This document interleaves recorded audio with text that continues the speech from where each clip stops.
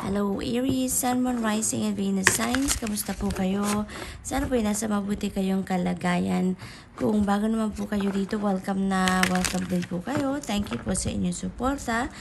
I truly appreciate it and God bless you all. So welcome po kayong lahat dito sa ating channel. Tingnan natin ang mga mensahe ninyo for November 6 po. Unahin muna natin ang mga trinkets ninyo.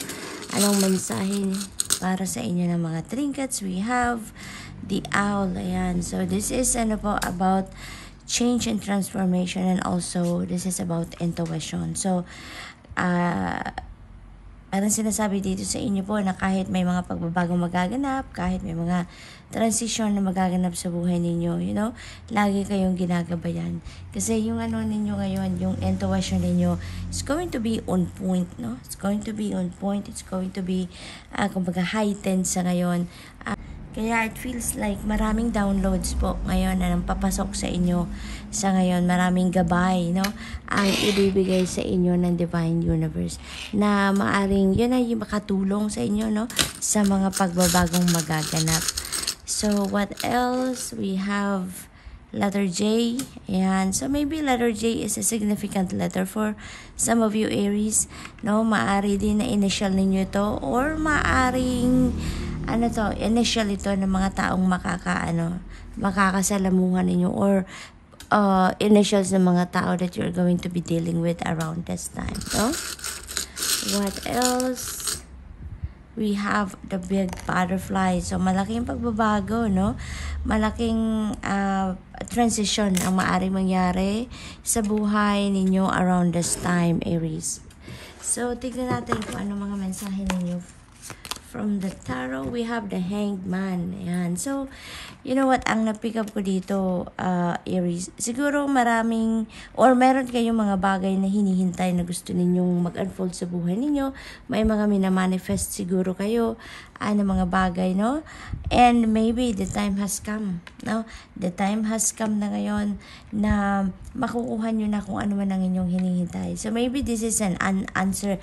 This is an answered prayer, Or maaaring this is the things that you are manifesting for quite a while na, and the time has come, na dadating na siya. Kumbaga, parang the wait is over. So, what else for Aries? We have 9 of Cups. Napakaganda. So, talaga, most likely Aries, meron kayo ditong wish, Kung hinihintay ninyo dito sa Hanged Man is your wish na mag-come to fruition. Feels like yun ang parating sa inyo. Kasi si 9 of Cups is a wish fulfillment energy. So, maaring ito na nga. But it is going to come to fruition na kung ano man yung inyong minimithi. Kung ano man yung gusto ninyo mangyari. Kung ano man ang inyong matagal nang minamanifest na wish ninyo. So, good luck to that. This is a time also for falling in love. This is a time for happiness, Kaya naman, maaring ito yun, yung pag-come to fruition ng mga wishes ninyo ay maaaring yan ang maghahatid or mag-create ng malaking pagbabago, Kaya may transition dito sa buhay ninyo. It's because of that. So, mababago ngayon siguro ang iba't ibang parte ng buhay ninyo, Dahil dyan sa wish ninyo na magka-come to fruition.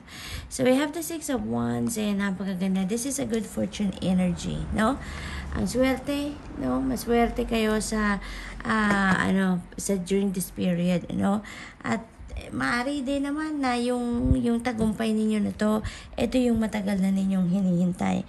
Maaring matagal ninyo itong pinagtatrabahuan, pinagsisikapan. So ngayon, finally, makukuha nyo na.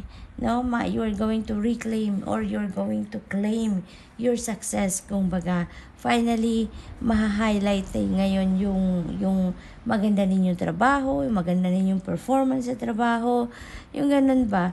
Maaaring you will be on the spotlight because, makikita na ng mga tao sa paligid ninyo ang ginagawa ninyo, ang performance ninyo sa trabaho. So, marami nang makaka-recognize sa inyo, sa trabaho ninyo, maraming makaka-appreciate sa inyo, pati na rin sa inyong mga ginagawa, yung mga ganon. So, maaari din na yung success na ito, yung matagal na ninyong minamanifest, Maaring ito rin yung wish fulfillment ninyo, no? Na matagal na ninyong gustong magtagumpay, matagal na ninyong gustong ma-highlight ang inyong trabaho, gusto ninyong mapansin ng employer ninyo o ng mga tao sa paligid ninyo yung inyong magandang trabaho. So, maaring this is it, no? Aries, so good luck, and that's all I have for you for today. I hope nakatulong mga mensaheng ito in some way. Thank you for watching. Love and light. Namaste. Hello Leo, Sun, Moon, Rising, and Venus signs. Kamusta po kayo? Sana po nasa mabuti kayong kalagayan. Welcome back po sa Star Tarot. Kung bago naman kayo rito, welcome na welcome din kayo. Thank you po sa inyong suporta. I truly appreciate it and God bless you all po. Tignan natin ang mga messages ninyo for November 6. For Leo, unahin pala natin ang mga messages ninyo sa trinkets. Pasensya na sa malakas na busina. Busy na naman. Alas 4 ng umaga pa lang. So we have the horseshoe. Napakaganda naman ito, Leo. We have the horseshoe. This is good luck, no? This symbolizes good luck. Kaya, ang swerte ninyo sa ngayon, no? Hindi lang yan swerte sa isang bagay, no? It feels like maaaring swerte yan din sa iba't ibang parte. Like swerte sa pera, swerte sa trabaho, swerte sa pamilya, sa mga kaibigan. It could be anything, no? Basta yung swerte ay nasa inyong horizon sa ngayon. So, napakaganda lang. So, we have the barrel. Ayan. This is, oh my God. So, napakaganda, no? Kasi that is also symbolizing swerte. This is also good luck, no? This is also good luck. And also, there is prosperity here as well na napipick up ako. And also, this is, yung parang ang gagawin din ng iba sa inyo dito, Leo, ngayon is mag-create kayo ng transformation din, no? Somehow sa buhay ninyo. Parang gagawa kayo dito ng mga bagay na you're going to figure out kung ano yung mga bagay or sitwasyon or tao na kailangan ninyo, then you're going to keep it. And those things na hindi naman ninyo kailangan, mga bagay na hindi naman nagsiserve ng inyong best interest, parang tatanggalin nyo na yan sa buhay ninyo, no? Parang may releasing dito na mangyayari, no? Parang in with the new and out with the old dito ang peg ninyo, Leo. So good luck to that. We have owl. Ayan. So this is change and transformation and also intuition. So maaring may mga downloads kayo dito na parating, maaring may mga intuitive messages kayo na parating around this time, Leo, and maybe that is going to guide you, no, sa mga pagbabagong ito na nagagawin ninyo sa buhay ninyo or sa mga magbabagong sitwasyon sa inyo on how you're going to navigate that changes, no? Parang ginagabayan kayo dito ng Divine Universe. So, what else? We have Queen of Pentacles. Ayan. So, napakaganda nito because, Leo, this is an energy of prosperity, abundance then, and that is also a very nurturing energy. Kaya maaaring ang iba sa inyo dito siguro mga nanay na kayo, maaaring may mga anak na kayo, or maybe tatay kayo, no? This could also be male or female energy because general reading naman ito. So maaaring dad na kayo or isa na kayong mom, no? And you are taking care of the family. You're taking care of everyone in the family. And hindi lang yan, kahit meron kayong inaalaga ang pamilya, parang din kayo dito, kayo rin ang parang gumagawa din kayo ng paraan para makapag-provide din kayo sa pamilya financially, no? So parang isa kang dakilang talaga parent, no? Isang dakilang provider, ganon. Kasi sinisikap mo din yung makapagbigay ka, makatulong ka sa mga gastusin, yung mga ganon ba? So nagtatrabaho din kayo and at the same time pinagsisikapan din ninyong hands-on din kayo sa pag-aalaga sa mga anak ninyo, sa mga magulang ninyo kung meron man, or sa asawa ninyo. So you're taking care of everyone, kumbaga, sa pamilya, no? So what else? We have 8 of Pentacles. Ayan. So hard worker talaga kayo, Leo. No, yan ang nakikita ko dito kasi talagang pinagsisikapan ninyo, no? na maging outstanding ang inyong ginagawa, maging outstanding kayo sa kung ano man ang trabaho ninyo, yung mga ganun ba. Kaya, napakaganda nitong energy nito. Kasi ang swerte ninyo ngayon.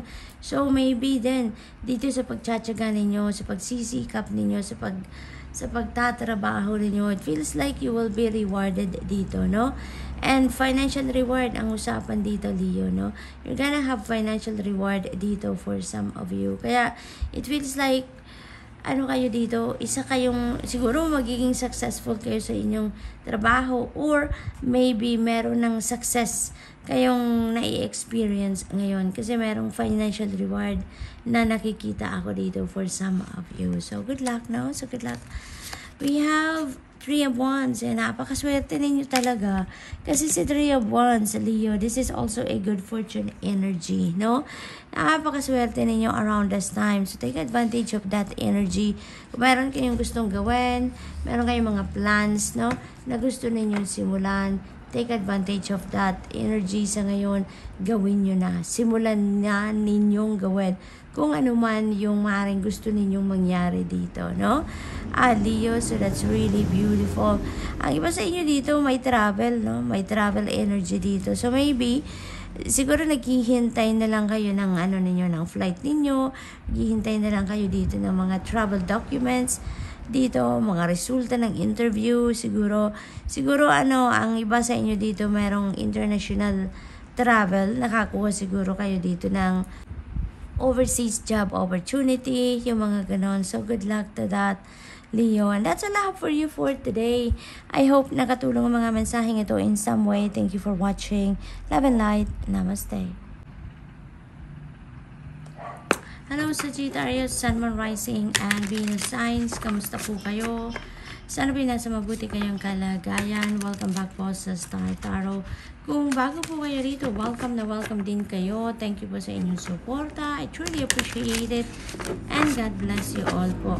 Tingnan natin ang mga messages ninyo, Sagittarius, for November 6. Unahin natin ang mga trinkets ninyo. We have Owl. Ayan. So, this is about change and transformation. So, maaaring hindi ganun kalakihan. So, maybe this is just a slight change, kumbaga, na mangyayari or gagawin ninyo, no? Around this time.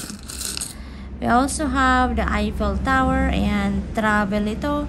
Sagittarius, meron siguro kayong napipintong pagbiyahe sa ngayon. Maaari din naman na this is travel plans, no? May mga plano or pinagpaplanuhan kayong lugar na pupuntahan. Maaring ang travel na to is bound to Paris, France. Maaring iba sa inyo nangangarap talaga na makarating sa Eiffel Tower, no? Maaring ganun ang ganap. And maari din ang iba sa inyo papunta na talaga. So this travel could be pasyal. Maari din naman na papunta na kayo sa ibang bansa. Most likely, European countries ito para sa isang trabaho, no?